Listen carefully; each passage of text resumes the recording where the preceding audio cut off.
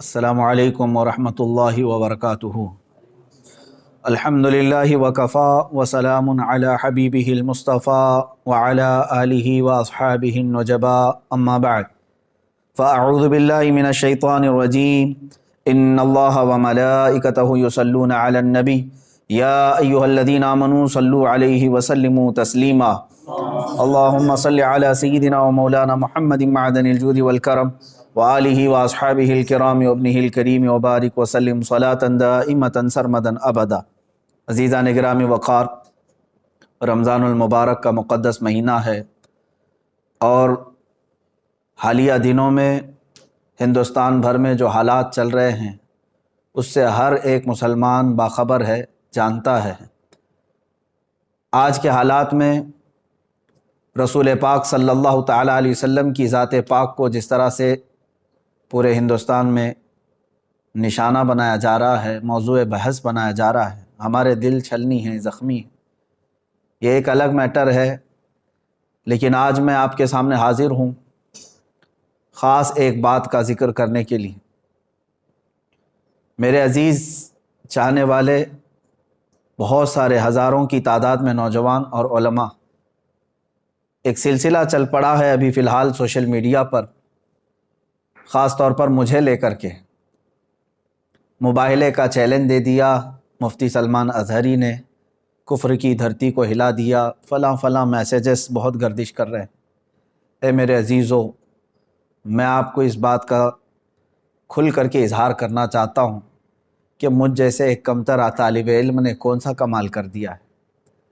اس میں کوئی بڑا کمال کا کام مجھے نہیں لگتا، بلکہ رسول پاک صلی اللہ تعالیٰ علیہ وسلم کی عزت پاک بہت اعلیٰ، آپ کے نالے پاک کی غبار شریف کا بھی حق ہم ادا نہیں کر سکتے مباہلے کا چیلنج دے کر کے۔ آپ کیا سمجھتے ہیں کہ کوئی بہت بڑا تیر میں نے چلا لیا ہے؟ اس کو اتنا بڑا بنا کر کے کیوں پیش کیا جا رہا ہے؟ میرے عزیزو، ہماری زندگیاں رسول پاک صلی اللہ تعالیٰ علیہ وسلم کے نام سے وقف ہو جانی چاہیے۔ زندگی میں اگر ایک مرتبہ ہم نے کسی کو چیلنج کیا ہے تو آپ تمام حضرات اتنے ہی میں خوش ہو کر کے مگن ہو گئے اور سارے لوگ موضوع بحث اسی کو بنائے ہوئے ہیں۔ ایک بہت بڑا کام کر دیا۔ اسی لیے میں اپنے چاہنے والے تمام ہی نوجوانوں سے گزارش کروں گا، چھوڑ دو اس بحث کو، کوئی بھی میری تعریف آج سے ہرگز نہ کرے۔ بہت سارے نوجوان آج اسی کام میں مصروف ہو گئے ہیں، سوشل میڈیا پہ سٹیٹس رکھنا، ڈی پیاں رکھنا میرے نام کی، میرے تصویر کی، اور پھر الگ الگ القابات اس میں لگانا، امیر کا، قائد کا، اور نہ جانے کیا کیا القابات۔ مجھے شرم آتی ہے، آج مجھے افسوس ہے اس بات میں کہ اے نوجوانوں، تمہاری غیرت کب جاگے گی؟ جس ملک میں رسول پاک کو گالیاں دی جا رہی ہیں، ان کے دربار کے ایک کتے کو تم اتنی بڑی عزت سے دیکھنا چاہتے ہو؟ میں ہرگز اس چیز سے پسند نہیں کرتا، نہ میرے نام کے نعرے لگائے جائیں، نہ ہی میرے نام کے ساتھ کوئی لقب لگایا جائے۔ میں نے ہرگز ناموری کے لیے نہیں کیا ہے۔ اے نوجوانوں، میرے نام کو ہٹا دو، اور یہ سوشل میڈیا پر بحث بازی کرنا، میرے متعلق میری تعریف میں میری حمایت، جو تنقید کر رہے ہیں ان کو ہزاروں سلام، یقیناً میں تنقید کے قابل ہوں۔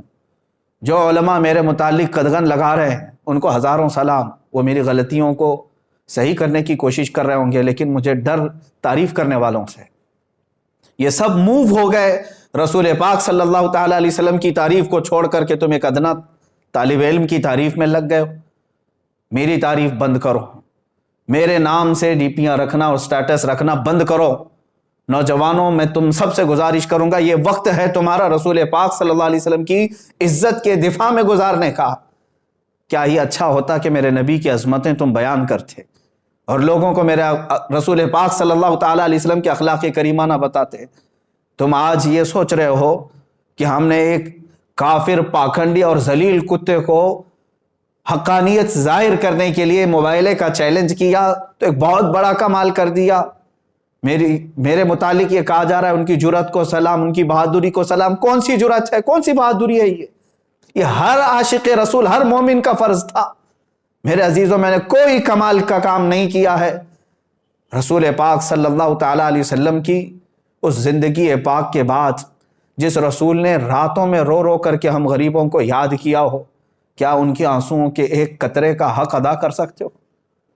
اے مسلمانوں، رسول پاک صلی اللہ تعالیٰ علیہ وسلم نے جو ہمارے ساتھ محبت فرمائی، بلکہ ماں عائشہ صدیقہ رضی اللہ تعالیٰ عنہ فرماتی ہیں بجلیاں گرجتی اور ابر آلود ہو جاتا آسمان تو میرے آقا باہر نکل آتے گھر سے اور استغفار کرتے اور یوں عرض کرتے کہ مولا یہ بجلیاں کہیں میری امت پر عذاب بن کر نازل نہ ہو جائے، اور حضور اکرم صلی اللہ تعالیٰ علیہ وسلم استغفار فرماتے، جب بجلیاں ہٹ جاتی تو پھر آپ گھر میں تشریف لاتے۔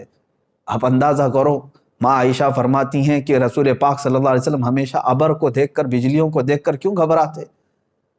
حضور اکرم صلی اللہ تعالیٰ علیہ وسلم فرماتے ہیں پچھلی امتوں پر جب عذاب آتا تھا تو پہلے آسمان اسی طرح ابر آلود ہوتا، بجلیاں آتی اور پھر ان پر ہلاکت کے بادل برس جاتے تھے۔ مجھے ڈر ہے کہ میری امت پر کہیں اس طرح کے عذابات نہ آ جائیں۔ جو نہ بھولا ہم غریبوں کو رضا۔ اے امت کے غیور نوجوانوں، آج میرے جذبات بے قابو ہیں۔ ہند کی اس سرزمین پر ہم چھوٹی چھوٹی سی باتوں کو لے کر کے یہیں پر تعریف کے پل باندھنے لگ گئے۔ رسول پاک صلی اللہ تعالیٰ علیہ وسلم کی امت سے جو محبت ہے اس کا ایک ذرہ بھی ہم ادا نہیں کر سکتے۔ ہم جیسے لاکھوں کا سر بھی کٹ جائے تو رسول پاک صلی اللہ تعالیٰ علیہ وسلم کے نالین پاک کا بھی حق ادا نہیں کر سکتے۔ میرے عزیزو، مصطفیٰ کریم صلی اللہ تعالیٰ علیہ وسلم اپنے آخری وقت میں بھی جس دن حضور کا وصال ہوا اس دن بھی اپنی امت کی خیر کے لیے دعا فرمائی، اپنی امت کی خیر کے لیے دعا فرمائی کہ اے رب ذوالجلال، جو سکرات کی تکلیف ہے وہ میری امت پر نہ آئے، اور جو رسول پاک صلی اللہ تعالیٰ علیہ وسلم قبر انور میں سونے کے وقت بھی اپنی غریب امت کو یاد فرمائیں، معراج کے سفر میں اپنی غریب امت کو یاد فرمائیں۔ اب مجھے بتاؤ کہ ہم نے رسول پاک صلی اللہ تعالیٰ علیہ وسلم کا کون سا حق ادا کیا؟ اے میرے عزیزو، آج کلیجہ منہ کو آتا ہے، دل چھلنی چھلنی ہے، اس لیے کہ میں تاریخ پڑھ کر کے دیکھا حضور پاک صلی اللہ تعالیٰ علیہ وسلم کو مکہ والوں نے ستایا بہت ہے اور پریشان بھی بہت کیا ہے۔ حضور اکرم صلی اللہ تعالیٰ علیہ وسلم کا سوشل بائیکاٹ بھی کیا ہے، ان کے صحابہ کے ساتھ ظلم و ستم بھی کیا ہے، لیکن ایک بات یاد رکھنا، ان کے دشمنوں میں ابو جہل بھی کھڑا تھا، ابو لہب بھی کھڑا تھا، عتبہ و شیبہ بھی کھڑے تھے۔ پوری تاریخ اسلام کی کتابیں اٹھا کر کے دیکھ لینا، ان ظالموں نے حضور کے ساتھ دشمنی تو کی، لیکن اس ہندوستان کے پاکھنڈی کی طرح میرے نبی کو اتنی گندی گالیاں کبھی نہیں دی تھی۔ حضور پاک صلی اللہ تعالیٰ علیہ وسلم کے اخلاق پر کسی نے انگلی نہیں اٹھائی، کسی نے رسول پاک صلی اللہ علیہ وسلم کو یہ نہیں کہا تھا آج تک کہ وہ عورتوں کی دلالی کرتے تھے، کبھی نہیں۔ آج جس منزل پہ ہم پہنچے ہوئے ہیں، مکہ کے ان کے جانی دشمنوں نے بھی یہ جملے استعمال نہیں کیے تھے۔ آج ہماری یہ نحوست نہیں ہے تو اور کیا ہے؟ اے میرے عزیزو، رسول پاک صلی اللہ تعالیٰ علیہ وسلم کی عزت کی حفاظت کی خاطر جو صحابہ اکرام رضوان اللہ تعالیٰ علیہم اجمعین اپنی قربانیاں پیش کر چکے، میں دو چند باتیں عرض کرتا ہوں۔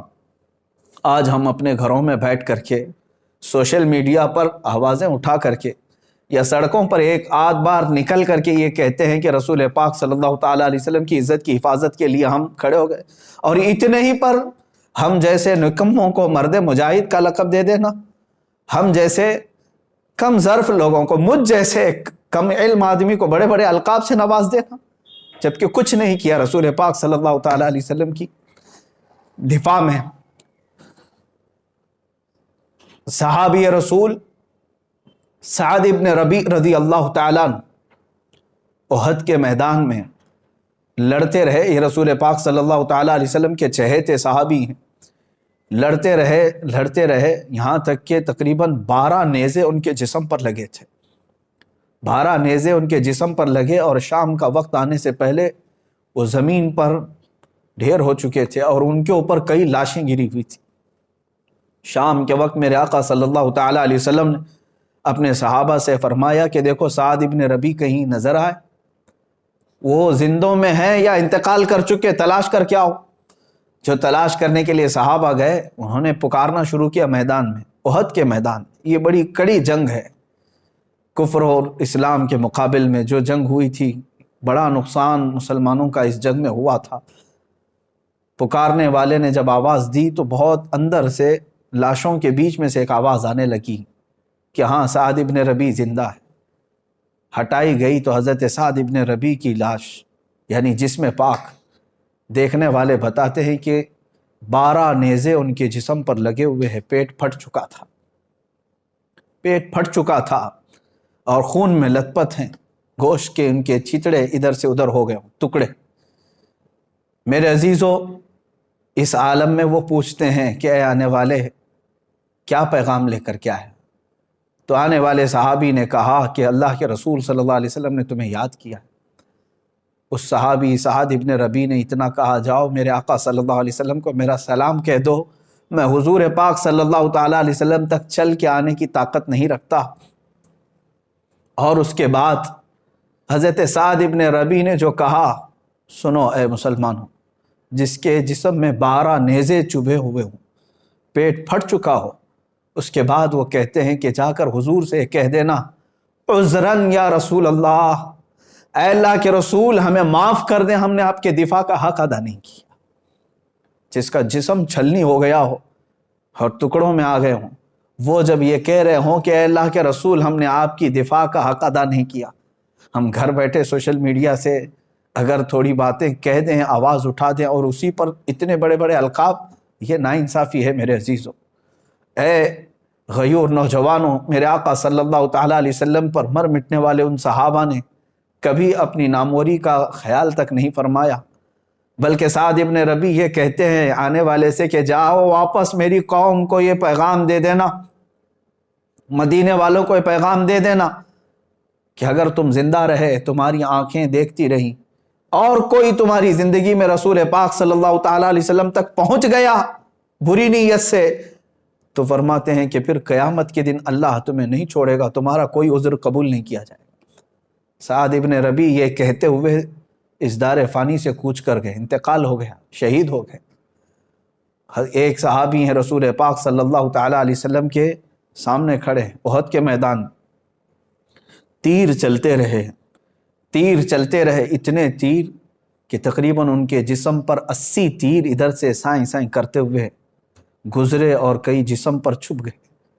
وہ حضور پاک صلی اللہ تعالیٰ علیہ وسلم کے سامنے سینہ سپر ہو کر یوں کھڑے رہے کہ ایک تیر ان کے آنکھوں میں آ کر لگ گیا، آنکھ کا پتلا باہر آ گیا، آنکھ کا ڈھیلا باہر آیا۔ اللہ کے حبیب صلی اللہ تعالیٰ علیہ وسلم کے دفاع میں اس وقت تک بھی وہ اپنا قدم نہیں ہٹا رہے تھے۔ اتنی قربانیاں دینے کے باوجود بھی انہوں نے کبھی یہ نہیں کہا کہ ہم نے رسول پاک صلی اللہ تعالیٰ علیہ وسلم کی ناموس پہ پہرا دے دیا۔ اے مسلمانوں، ان القابات اور ان تمام تر مبالغات سے باہر نکل آؤ، ان تمام چیزوں سے باہر نکل آؤ، میدان عمل میں اترنے کی آج تمہیں ضرورت ہے۔ اللہ کے حبیب صلی اللہ تعالیٰ علیہ وسلم کی عزت کی حفاظت کے لیے جنہوں نے کیا، آج میرا دل درد کر رہا تھا، اس لیے میں آپ کے سامنے حاضر آ گیا۔ سلطان صلاح الدین ایوبی رحمۃ اللہ تعالیٰ علیہ کی وفات یاد آتی ہے۔ انگریزوں نے بھی صلاح الدین ایوبی کا ذکر بڑے اچھے سے لکھا ہے، کہا کہ ایک انصاف پسند جرنیل تھا اور جتنی جنگیں ہوئی ہیں ظلماً صلاح الدین ایوبی نے کسی کو قتل نہیں کیا، قیدی بھی آتے تو ان کو رہا کرنے کا حکم دیتے تھے۔ ایک بار ایسا ہوا کہ ایک اسلامی قافلہ شام سے مصر کی طرف جا رہا تھا، بیچ راستے میں برنس نام کا ایک جرنیل تھا جو عیسائی تھا، اس نے قافلے کو روک لیا اور لوٹا، مسلمان عورتیں بھی تھیں، بچیاں بھی تھیں، اور پورے قافلے میں سے تقریباً 2 لاکھ دینار اس نے لوٹ لیا اور مار رہا تھا باندھ کر کے، اس میں عورتیں بھی تھیں، بچیاں بھی تھیں۔ تو ان لوگوں نے رحم کے لیے کہا تو اس ظالم نے کیا کہا، کہاں ہے تمہارا محمد، اس کو بلاؤ، مدد کیوں نہیں کرنے آتا، معاذ اللہ، اتنا کہا تھا انہوں نے، ادعوہ محمد ینصرکم، تم بلاؤ اپنے اسی محمد کو، رسول پاک صلی اللہ علیہ وسلم کے مطابق، کہ وہ تمہاری مدد کرے، تم بہت کہتے ہو نا رسول رسول، لیکن یہ واقعہ ہو گیا، لٹ گئے، اور کسی نے آ کر کے صلاح الدین ایوبی کو ذکر کر دیا۔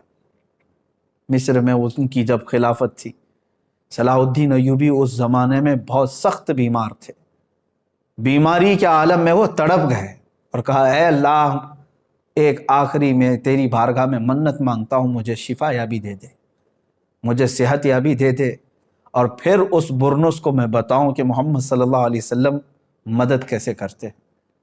اور جانتے ہیں آپ صحت یاب ہوتے ہوتے آپ نے جنگوں کا پھر سے ایک محاذ چھیڑ دیا، 2 سے 2.5 سال لگ گئے، فلسطین پہنچے آپ بیت المقدس کی فتح کے بعد۔ جتنے وہاں پر عیسائی تھے سب کو آپ نے اعلان کر دیا کہ جو امن و امان سے رہنا چاہتا ہے رہے، یا جانا چاہتا ہے تو وہ جا سکتا ہے۔ سارے جو رہنے والے تھے وہ رہ گئے، جانے والے جا رہے تھے، لیکن صلاح الدین ایوبی رحمۃ اللہ علیہ نے ایک اعلان کیا تھا اپنے سپاہیوں کو کہ برنس اگر کہیں ملے تو اسے چھوڑنا نہیں، گرفتار کر کے لے آؤ۔ تلاش کرتے ہوئے سپاہی پہنچے، ایک خیمے میں وہ چھپا ہوا تھا، وہاں سے اسے قید کر کے لے آئے۔ اور صلاح الدین ایوبی رحمۃ اللہ علیہ کی آنکھیں اس وقت لال تھیں، سرخ تھیں۔ اس کو سامنے کھڑا کیا اور کہا تو ہی وہ بدبخت ہے جس نے کہا تھا کہ محمد کو بلاؤ اور وہ تمہاری مدد کرے۔ اللہ اکبر۔ یہ جملہ دہرانے کے بعد صلاح الدین ایوبی رحمۃ اللہ علیہ اپنی تلوار اٹھاتے ہیں۔ وہ کہتا ہے صلاح الدین تم تو جنگی قیدیوں کو معاف کرتے ہو، چھوڑ دیتے ہو۔ صلاح الدین ایوبی نے فرمایا ہاں میں نے ہر جنگی قیدی کو معاف تو کیا ہے، لیکن جس نے میرے رسول پاک کی شان میں بھونکا ہے پھر یہ میری تلوار اگر اس پر نہ چلے تو یہ کسی کام کی نہیں۔ صلاح الدین ایوبی رحمۃ اللہ علیہ نے اسے کیفر کردار تک پہنچایا۔ اے مسلمانوں، اے میرے عزیزوں، بات کتنی تھی۔ اس نے جو کہا تھا یہاں تو میرے آقا صلی اللہ تعالیٰ علیہ وسلم کی شان میں کیا کیا نہیں کہا جا رہا ہے، کیا کیا نہیں کہا جا رہا ہے۔ لوگ اب بھی یہ کہتے ہیں کہ مصلحت کے ساتھ اب جینا کس کام کا رہ گیا ہے۔ جہاں پر ہماری سانسوں میں گھٹن پیدا ہو رہا ہے، اسلام کے لیے ان ظالموں نے کہا کہ یہ کوئی ریلیجن ہی نہیں ہے۔ کیا یہ بکواس سوشل میڈیا پر نہیں ہے؟ وہ کہتے ہیں یہ کوئی دین ہی نہیں ہے، چند گنڈوں نے مل کر کے مال لوٹنے کے لیے ایک سنگٹن بنائی اور یہ مذہب بنا دیا۔ میرے اسلام اور حق دین کو اس طرح کے جملے استعمال کیے۔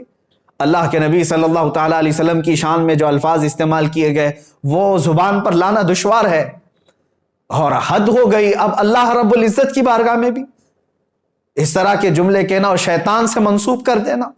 اے مسلمانوں، کیا اب بھی یہاں پر ہم ان تمام چیزوں کو سن کر کے خاموش رہیں؟ یہی تمام معاملات تھے جس کی وجہ سے اس بے قرار دل نے اس کفر کی دھرتی کو پکارا کہ آ جا، اگر تجھے اتنا یقین ہے تو اللہ رب العزت اور رسول پاک صلی اللہ علیہ وسلم اور اسلام و قرآن کی شان کیا ہے ہم بتاتے ہیں۔ میرے عزیزو، یہ مباہلے کا چیلنج ایک طرف تھا، اس کو چھوڑو میری طرف، مگر اب میں ان تمام علماء سے کہتا ہوں، یہاں پر بہت سارے علماء اکرام ابھی سوشل میڈیا پر ایکٹیو ہو چکے ہیں۔ کس بارے میں؟ اسی بارے میں لے کر کے کہ مفتی سلمان اظہری نے مباہلے کا چیلنج دے دیا، بعض تنقید میں بعض تعریف میں ہے۔ میں تنقید کرنے والوں کو ایک جملہ بھی نہیں کہنا چاہتا، بہت محترم وہ علماء ہیں، مجھے کوئی غرض نہیں میری تنقید اور تعریف سے، لیکن تعریف کرنے والے علماء جس میں بہت سارے ہیں جنہوں نے مسلسل 2 دن سے اپنے اوقات لگا دیے ہیں، میں ان سب سے گزارش کروں گا، اے گروہ علماء، اللہ تبارک و تعالیٰ نے تمہیں علم کی امانت سپرد کی ہے۔ حد ہو گئی، مجھے تعریف کے جو لیٹر بھیجے جا رہے ہیں، آڈیو بھیجے جا رہے ہیں، میسیجز بھیجے جا رہے ہیں، میرا دماغ پکنے لگ گیا کہ یہ سارے لوگ مل کر کے جتنی میری تعریف پر لگ گئے، کاش رسول پاک صلی اللہ تعالیٰ علیہ وسلم کے لیے لگاتے تو انہیں بہت بڑا اجر ملتا۔ میں تو ایک سادہ سا آدمی تھا، آج ہے کل مر جاؤں گا، ہماری کوئی تاریخ نہیں ہے، ہماری اپنی کوئی حیثیت نہیں ہے، ہم نے جو کچھ بھی کیا ہے وہ صرف رسول پاک صلی اللہ تعالیٰ علیہ وسلم کی محبت کا ایک درد تھا۔ میرے عزیزو، اگر میں نہیں اٹھتا تو کوئی نہ کوئی ایک عام نوجوان بھی اٹھتا۔ اس میں ابھی مجھے بھیجی گئی ہے، کئی علماء ہیں، میں اب کتنوں کے نام ذکر کروں۔ مفتی گلفام صاحب نے ابھی ایک بیان نشر کیا، بار بار انہوں نے یہ اس میں تائید کا اظہار کیا کہ ہم کھڑے ہیں، مباہلے میں ہم آنے کو تیار ہیں۔ مفتی عالمگیر اشرف صاحب، مولانا طارق انور مصباحی صاحب، مفتی راحت علی صاحب، مفتی نثار احمد مصباحی صاحب، یہ تمام علماء، مولانا توصیف صاحب سنبھل سے، اور کئی جگہ کے بڑے بڑے علماء جو تنظیمیں چلاتے ہیں، کرناٹک سے، راجستھان سے، اور کئی خلفاء اور مشائخ، میں ان سب سے گزارش کروں گا، اے گروہ علماء، اللہ نے آپ کو قلم کی اور زبان کی جولانیت عطا کی۔ میں دیکھتا ہوں یہ میرے محترم علماء جب لکھتے ہیں، اس میں بہت اچھی تحریریں ہیں ان کی، لیکن میرے دفاع کے لیے اپنے قلم کو استعمال کرنا بند کر دو۔ جو تنقید کر رہے ہیں وہ ٹھیک ہے، لیکن تعریف کرنے والے علماء، میری ایک عاجزانہ اپیل ہے آپ سب سے، عاجزانہ اپیل ہے، میں کوئی دکھاوے کے لیے بات نہیں کر رہا ہوں، قلم اٹھاؤ، اسلام پر جتنے حملے یہ پاکھنڈی کر رہے ہیں ان کا منہ توڑ جواب دو۔ اللہ نے تمہیں قلم کی برکت عطا کی ہے، زبان کی اللہ نے جولانیت عطا کی ہے، اٹھاؤ، تقابل ادیان کو دیکھو آپ۔ اور آریہ سماج کے پنڈتوں نے جتنے اعتراضات کیے تھے ان اعتراضات کے جواب علماء حق نے، علماء ربانیین نے دیے۔ اے علماء، آج کام تمہارا اس کے لیے ہے، اللہ نے تمہیں چنا ہے، آپ ہٹا دو اس سلمان اظہری کے نام کو، ہٹا دو اس کو، موضوع سخن ختم کر دو۔ میں تعریف کرنے والے ان تمام علماء کی قدر ضرور کروں گا، محبت ضرور ہے۔ یہ جتنے میسیجز کر رہے ہیں، آڈیو بھیج رہے ہیں یا تحریریں بھیج رہے ہیں، یہ تمام کی ضرورت قطعاً نہیں ہے، قطعاً نہیں ہے۔ میں سب سے کہتا ہوں کہ لگ جاؤ دین اسلام کی حمایت کے لیے اور رسول پاک صلی اللہ تعالیٰ علیہ وسلم کی عظمت و شان بیان کرنے کے لیے۔ آپ لکھو، دوسری زبانوں میں اسے ٹرانسلیٹ کیا جائے، ہندوؤں کو بھی بتایا جائے کہ اس پاکھنڈی نے جس غلیظ انداز میں اعتراضات کیے یہ جھوٹا ہے اور دنیا کا سب سے بڑا جھوٹا ہے۔ اسلام کے متعلق اور قرآن کو جس طرح دہشت گردی سے جوڑنے کی کوشش کی جا رہی، اس پر کام کریں آپ سب مل کر کے۔ جو خطبہ ہیں وہ آپ میرے دفاع میں نہ آئے، آپ دفاع ناموس رسالت کے لیے اپنا وقت قربان کریں، رسول پاک صلی اللہ تعالیٰ علیہ وسلم کے لیے۔ اور ہر کوئی اب یہ مباہلے کے چیلنج دینے کے لیے اس کی ضرورت نہیں رہ گئی۔ میں پوچھتا ہوں، اے نوجوانوں، اے مسلمانوں، آپ کا دل یہ کہتا ہے؟ ذرا ضمیر پر ہاتھ رکھ کر کے، دل پر ہاتھ رکھ کر کے یہ سوچو، وہ خبیث مردود ملعون جو بھونکتا ہے رسول پاک صلی اللہ تعالیٰ علیہ وسلم کی شان میں اور جانوروں کا پیشاب پینے والا اور بلاತ್ಕಾری میں جیل جانے والا، کیا اس کی حیثیت ہے کہ وہ مباہلہ کرے؟ کیا آپ کو ذرا برابر لگتا ہے؟ بہرحال یہ اسلام کی حقانیت کو ظاہر کرنے کے لیے جو کہہ دیا تھا وہ ہے، انشاءاللہ وہ برقرار رہے گا، لیکن آپ اب اپنا وقت اس بارے میں نہ لگاؤ، میری حمایت میں، میری تائید میں۔ ہاں، دعا ضرور کریں، میں دعاؤں کا محتاج ضرور ہوں، دعاؤں کا محتاج ضرور ہوں۔ سچ بات میں بتاؤں، حقیقت میں میرے عزیزو، ہم نے ایک کتے کے برابر بھی کام نہیں کیا ہے ابھی۔ بڑی بات نہیں کہہ رہا ہوں، اس لیے کہ تاتاریوں نے بغداد پر حملہ کیا تھا تو تاتاری بادشاہ نے ایک بار علماء حق کو زنجیروں میں باندھ کر کے اپنے دربار میں الٹا لٹایا اور ایک عیسائی پادری کو بلا کر کے کہا کہ ان کے نبی کی شان میں جتنی بری باتیں ہو سکتی ہیں مغلظات بکو ان کے سامنے، یہی ان کو سزا ہے، ان کے لیے دردناک سزا ہے۔ جن کے زنجیروں میں ہاتھ بندھے ہوئے ہیں وہ لیٹے ہوئے ہیں دربار میں، بڑے مجمع کے ساتھ سپاہی بھی موجود ہیں۔ بادشاہ کا اس دربار میں کتا تھا جو زنجیر سے بندھا رہتا تھا، سونے کی زنجیر سے۔ میرے عزیز و تاریخ کی کتابوں میں اٹھاؤ، بڑے معتمد اور مستند علماء اسلام نے اس کو نقل فرمایا ہے۔ جیسے ہی وہ پادری رسول پاک صلی اللہ علیہ وسلم کی شان میں ہرزہ سرائی شروع کیا، کتا بھونکنے لگ گیا، وہ خاموش ہوا۔ تھوڑی دیر کے بعد پھر وہ مغلظات بکنے لگا، کتا پھر بھونکنے لگا۔ لوگوں نے کہا تیری تقریر پہ، تیرے بیان پہ تو نہیں بھونک رہا ہے۔ اس نے کہا ارے وہ جانور ہے، میں جو بول رہا ہوں اس کی کیا سمجھ میں آتا ہے۔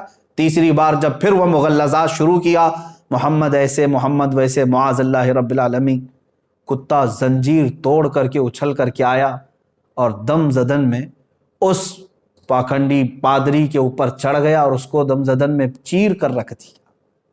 سب کے سامنے اس کتے نے اس کی زبان کو ختم ہی کر دیا، وہ مر گیا اسی جگہ پر۔ اس واقعے کو نقل کیا ہے معتمد علماء اسلام نے، اور اس کی اس بات کو دیکھ کر کے پورے مجمع میں ایسی ہیبت طاری ہو گئی، ایسی ہیبت طاری ہو گئی کہ ایک جانور ہے اور وہ گستاخی کو نہیں سنبھال سکتا، سن نہیں سکتا، برداشت نہیں کر سکتا، اور پھر ایسا حملہ کیا۔ اس مجمع کے بعد کئی لوگ دائرہ اسلام میں بھی داخل ہوئے، جو کفر و شرک کی دھرتی میں موجود تھے وہ دائرہ اسلام میں آئے۔ اسی لیے میں نے کہا کہ اس کتے کے برابر بھی کام نہیں کیا۔ میرے عزیزو، آپ سب سے میں یہی کہوں گا کہ آپ تمام حضرات اپنے اس قیمتی وقت کو میرے دفاع میں، تائید میں، حمایت میں نہ صرف کریں۔ جو رسول پاک صلی اللہ تعالیٰ علیہ وسلم سے تھوڑی سی بھی محبت رکھتا ہے، میں ہر سنی نوجوان سے آج کہوں گا، اگر تمہیں آج کا یہ موبائلے کا چیلنج ہاٹ ٹاپک لگتا ہے، ہاٹ ایشو لگتا ہے، اور دیکھنا چاہتے ہو کہ اب کیا ہوگا، کل کیا ہوگا، انشاءاللہ العزیز 17 رمضان المبارک کو حق واضح ہو ہی جائے گا، لیکن اس سے قبل میں ہر سنی جوان سے یہ کہوں گا کہ آ جاؤ، مصطفیٰ کریم صلی اللہ تعالیٰ علیہ وسلم کے قدموں میں تمہاری عزت ہے۔ تم نے پوری زندگی بھر نہ جانے کتنے غلامیوں کے پٹے اپنے گلے میں ڈال رکھے ہیں، تم اپنے گلوں سے ان زنجیروں کو توڑ کر کے آ نہیں پا رہے ہو۔ کتا تو سونے کی زنجیر بھی توڑ کر کے آ گیا تھا، اب ہمارے پاس جو غلامی کی زنجیریں ہیں وہ فیشن پرستی کی زنجیریں ہیں، مصلحت پسندی کی زنجیریں ہیں، گناہوں کی لت جو پڑی ہے یہ زنجیریں ہیں، بزدلانہ زنجیریں تمہارے گلوں میں پڑی ہوئی ہے، توڑ کر کے آ جاؤ۔ کون کہتا ہے کہ رسول پاک صلی اللہ تعالیٰ علیہ وسلم کا چہرہ خراب تھا؟ تمہیں یقین نہیں ہے؟ دنیا کا سارا حسن و جمال میرے رب ذوالجلال نے میرے مصطفیٰ کو عطا کیا تھا، اس حسین رسول پاک صلی اللہ تعالیٰ علیہ وسلم کے تم پیروکار ہو، تو پھر کیوں اس رسول پاک کے اخلاق کو اپنانے سے تم ہچکچاتے ہو؟ کیوں ڈرتے ہو؟ ہزار تانوں کو چھوڑ دو، لوگ کیا کہتے ہیں، تم یہ دیکھو کہ میرے آقا کل قیامت کے دن مجھے کیا کہیں گے، میرا چہرہ دیکھنے کے بعد حضور صلی اللہ تعالیٰ علیہ وسلم کیا کہیں گے۔ میں نے چہرہ یہودیوں کا بنایا، میں نے چہرہ کفار و ہنود کا بنایا، اور بات کرتا ہوں رسول پاک صلی اللہ علیہ وسلم کی۔ اے مسلمانوں، میں آپ تمام سے یہی گزارش کروں گا کہ حضور پاک صلی اللہ تعالیٰ علیہ وسلم کی طرف آ جاؤ، اٹھو وہ گر نہ حشر نہ ہوگا پھر کبھی، دوڑو کہ زمانہ چال اپنی چل گیا۔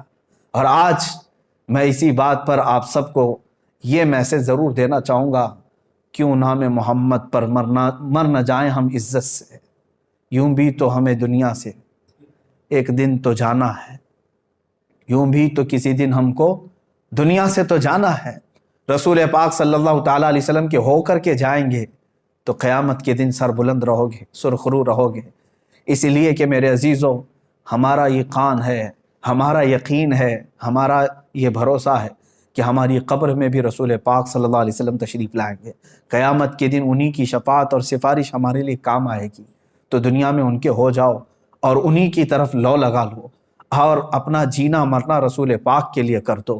سیدی سرکار اعلیٰ حضرت فاضل بریلوی رضی اللہ تعالیٰ عنہ نے اپنی پوری زندگی دفاع ناموس رسالت کے لیے وقف کر دی۔ ہزار ان کے زمانے میں بھی ان کو لے کر کے تنقیدیں اور تعریفیں ہوتی رہی ہوں گی، لیکن ان کی کتابوں میں مجھے بتاؤ کہاں انہوں نے اپنی تنقید کرنے والوں کے لیے کیا لکھا، تعریف کرنے والوں کے لیے کیا لکھا، بلکہ کہیں پر کچھ ملتا نہیں ہے۔ انہوں نے تو صرف یہ کہا ہے، کروں مدح اہل دول رضا، پڑے اس بلا میں میری بھلا، میں گدا ہوں اپنے کریم کا، میرا دین پارے نہ نہیں۔ انہوں نے تو زندگی بھر رسول پاک صلی اللہ تعالیٰ علیہ وسلم کے لیے قلم اٹھایا۔ میں خاص طور پر آج سوشل میڈیا پر ایکٹیو علماء کے لیے ہی سامنے آیا تھا کہ آج قوم آپ کی طرف دیکھ رہی ہے، اور آپ مجھ جیسے ایک کمتر اور چھوٹے سے طالب علم کے دفاع میں اور حمایت میں اپنے قلموں کا استعمال نہ کریں۔ حضور پاک صلی اللہ تعالیٰ علیہ وسلم کے لیے، شان اسلام کے لیے، اور کفار و مشرکین جو بھدے اعتراضات کرتے ہیں ان کا منہ توڑ دنداں شکن جواب دینے کے لیے اپنے قلم کی جولانیت کا استعمال کریں، خطبہ اپنی زبانوں کو انہی کے لیے استعمال کریں، اس لیے کہ اللہ نے یہ امانت کے طور پر آپ کو علم دیا ہے، اور آپ کو یہ علم خرچ کرنا ہی ہے رسول پاک صلی اللہ تعالیٰ علیہ وسلم کی عزت کی حفاظت کے لیے۔ اور آخر میں یہی کہوں گا، جس کو اعلیٰ حضرت رضی اللہ تعالیٰ عنہ نے بطور میسج ہمیں دیا ہے، انہیں جانا انہیں مانا، نہ رکھا غیر سے کام، للہ الحمد میں دنیا سے مسلمان گیا۔ اے میرے عزیزو، آج میں نے یہ جو کچھ بھی باتیں کہیں اس لیے کہ میں بے چین ضرور ہوں، لیکن دنیاوی حالات اور پریشانیوں کو لے کر کے نہیں، کہ میرے اوپر کیا دباؤ بن رہا ہے اس کو لے کر کے میں ہرگز پریشان نہیں ہوں، بلکہ ابھی میں آپ کو بتاؤں، آپ سب حضرات جانتے ہوں گے رمضان المبارک آ چکا ہے۔ کل ہی میرے پاس ایک نوجوان بچہ آیا، انجینئر بھی ہے، بیٹھے تھوڑی دیر بات کرنے کے بعد بتایا اس نے کہ پچھلے 1.5 مہینے سے وہ کھانے کو، گوشت کو ہاتھ تک نہیں لگایا، صرف اس لیے کہ جس جگہ رسول پاک صلی اللہ تعالیٰ علیہ وسلم کو گالیاں دی جا رہی ہوں اور میں نرم نرم غذائیں کھاؤں۔ اس نوجوان کی اس بات کے بعد کیا ہمارا دل کھول نہیں جاتا؟ ہم بھی تو آج سارے لوگ مستیوں میں ہیں، ہمارے پاس جو کچھ بھی دیا ہوا ہے وہ رسول پاک کے نام کا ہے، علماء آپ سب کو معلوم ہے، مشائخ آپ سب کو معلوم ہے، ہم آج تک رسول پاک کے نام پر ہی کھا رہے ہیں، حضور پاک صلی اللہ تعالی علیہ وسلم کا نام لیتے ہیں اور کھاتے ہیں۔ لیکن آج تک میری اتنی عمر میں میرے باپ کو، میری ماں کو یا میرے بھائیوں کو ایسی گالیاں تو میں نے اب تک نہیں سنی جس طرح کی گالیاں اس خبیث ملعون نے میرے نبی کو تھی۔ تم بتاؤ، تم اپنی زندگیوں میں نوجوان ہو، تمہیں ایسی گالیاں کس نے دی تھی آج تک؟ تم بتاؤ۔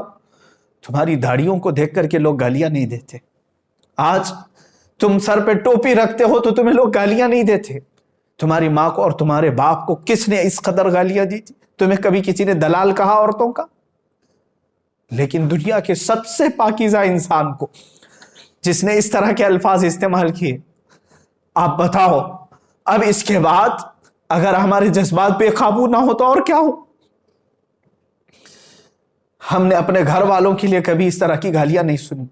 اب میں اپنے اس گفتگو کو ڈائیورٹ کرتے ہوئے کہتا ہوں، ان ہندوؤں سے بھی، ان پاکھنڈیوں سے بھی، اگر تم نے طے کر ہی لیا ہے کہ مسلمانوں کو ٹھیس پہنچانا ہے تو لے لو ہم سب کی زندگیوں کو اور آج ہی سے کوسنا شروع کرو، ہمیں جتنی گالیاں دیتے ہو دے لو۔ ایک بار میرے مصطفیٰ صلی اللہ تعالی علیہ وسلم کی طرف انگلی اٹھانا چھوڑ دو، اس قرآن عظیم کو بولنا چھوڑ دو۔ ہماری زندگیاں موجود ہیں میرے عزیزو۔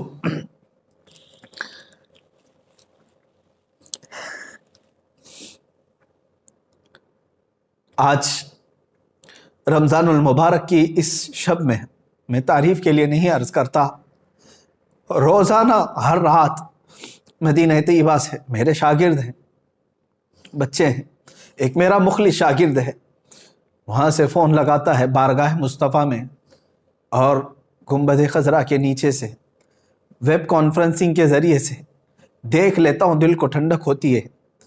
آج وہ نوجوان بچہ میرا شاگرد باب السلام سے حضور کی جالیوں کے پاس پہنچا، ہمت نہیں ہو سکی حضور کو سلام کرنے کی، رسول پاک صلی اللہ تعالی علیہ وسلم کو سلام پیش کرنے کی ہمت نہیں ہو سکی۔